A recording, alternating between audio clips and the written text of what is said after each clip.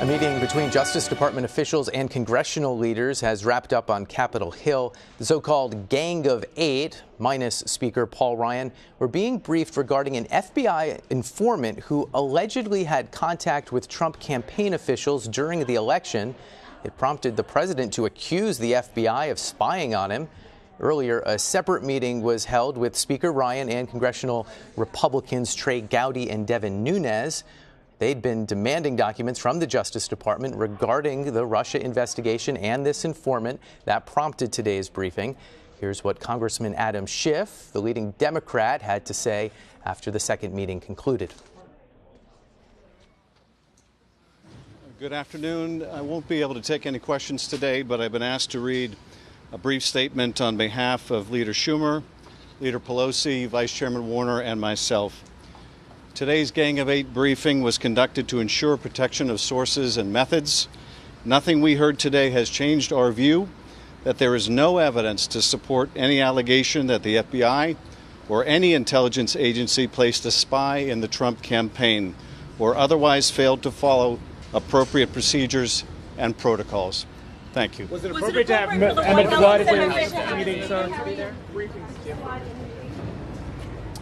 And CBS News Chief Congressional Correspondent Nancy Cordes joins us now from Capitol Hill. Okay, we heard the Democrat response from Adam Schiff. What are Republican lawmakers saying about today's meeting? They are not saying much, Brooke, and partly that is because everything that takes place in these confidential, classified briefings cannot be shared with the public. So we don't expect, at least in these early days, to get a lot of details about what exactly was shared with those Republicans who have been asking for this information for weeks. And that is part of the reason that you had Democrats arguing so vociferously, and Schiff was one of them, that Democrats should be allowed into these briefings as well. First of all, they believe that they shouldn't have happened in the first place, that the information that Republicans wanted, they said was for the wrong reasons, wasn't necessary. But at the very least, if the FBI was going to capitulate and have this meeting, at the very least, Democrats wanted to be in the room as well and make sure that they were hearing those facts too. And that's why Leader Schiff, he's the top Democrat on the Intelligence Committee, wanted to be in both meetings, the earlier meeting with just Republicans and then the larger Gang of Eight meeting, so he could ensure that they were getting the same information in both meetings. Well, it wasn't just the congressional leaders. What do we make of the fact that the White House chief of staff and a key White House lawyer were also listening in? That was a big surprise, Brooke, partly because the White House itself, the press secretary, Sarah Sanders, had said ahead of time that there would be no White House presence in these meetings.